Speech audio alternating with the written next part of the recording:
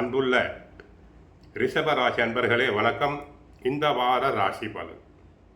ரிஷபராசினருக்கு 3இல் குரு வக்கிரம், 4இல் கேது, 6ஆம் இடத்தில் புதன், கலஸ்திரஸ்தானத்தில் சூரியன், செவ்வாய், சுக்கிரன், 10இல் ராகு, லாபஸ்தானத்தில் சனி பகவான்.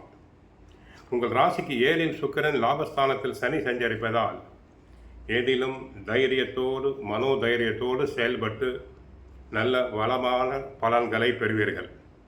உங்கள் உழைப்புக்கான பலன் கிடைக்கும். தொழில் வியாபாரத்தில் சந்தை சூழ்நிலை உங்களுக்கு அனுசரணையாக இருக்கும். சில நாட்களாக இருந்து வந்த நெருக்கடிகள் எல்லாம் படிப்படியாக குறையும். தொழில் ரீதியாக மன மகிழ்ச்சி ஏற்படக்கூடிய நேரம் என்பதால் பூரிப்பு சந்தோஷம் வரும். ராசிக்கு 7இல் சூரியன், செவ்வாய் இருப்பதால் கணவர் மனைவி ஒருவருக்கிடையே கருத்து வேறுபாடுகள் வரலாம். ரிஷபராசி பெண்கள் கணவனிடம் பேசும்போது பொறுப்பாக அமைதியாக பேசுதல் வேண்டும். அதிக கோபத்தை காட்டுதல் கூடாது. சிலருக்கு எதிர்பார்த்த பதவி உயர்வுகள், இடமாற்றங்கள் கிடைக்கலாம். மாணவ மாணவியர்கள் படிப்பில் சிறப்பாக செயல்பட்டு நல்ல மதிப்பெண்களை பெறுவர். சிலர் உயர் கல்விக்காக வெளிநாடு வெளிமாநிலங்கள் செல்லலாம். ராசிநாதன் சுக்கிரன் 7ஆம் அதிபதி செவ்வாயோடு இணைந்து சுக்கிர மங்கள யோகத்தை உருவாக்குகிறார். 7இல் அமர்ந்து ரிஷபராசியை பார்ப்பது ஒரு விசேஷமான நன்மை, அற்புதமான நன்மை, ஒரு பொன்னான நேரம். எதிர்பார்த்த திருப்பங்கள் ஏற்படும். சுபகாரியங்களில் இருந்த தடைகள், தாமதங்கள் அனைத்தும் விலகும். வீட்டுக்கு தேவையான அதிநவீனகரமான பொருட்களை வாங்குவீர்கள்.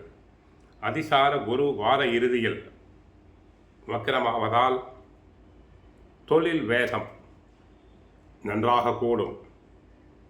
புத்தி கூர்மை பலப்படும். பகை விலகும்.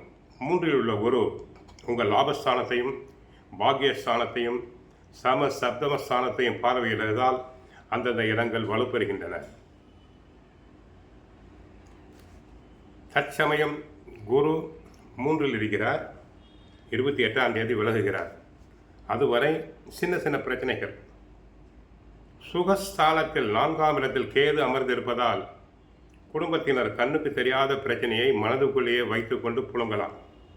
சூரியன், செவ்வாய் 2 நெருப்பு கிரகங்கள் சேர்ந்திருப்பதால் உஷ்ணம் சம்பந்தப்பட்ட நோய்கள் உங்களுக்கு வரலாம். அஜீரண கோளாறு உண்டு. அலைச்சல்களை குறைத்துக் கொள்ள வேண்டும். வெள்ளிக்கிழமை மகாலட்சுமி தாயாரை வழிபடுங்கள். மகாலட்சுமி ஸ்தோத்திரத்தை தாங்கள் சொல்லலாம். வாழ்க வளமுடன், மங்களம் உண்டாகட்டும்.